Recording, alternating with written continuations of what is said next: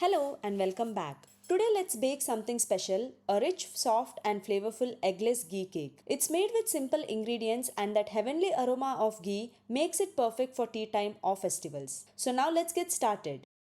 First, in a mixing bowl, start by combining powdered sugar and melted ghee. Whisk together until it looks creamy. This can take around 2 to 3 minutes.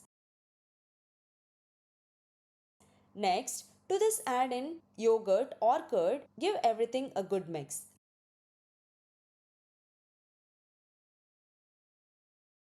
Once the wet ingredients is well combined, add in vanilla extract and again give it a good mix. Now, start by sifting in dry ingredients, maida, baking powder, baking soda and pinch of salt. Mix gently and add milk little by little to adjust the batter consistency.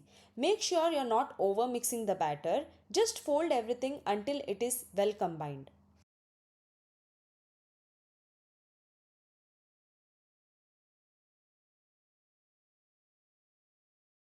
Now, grease the cake tin with little ghee and dust with maida, or you can even place parchment paper. Then pour the batter into the greased and lined cake tin.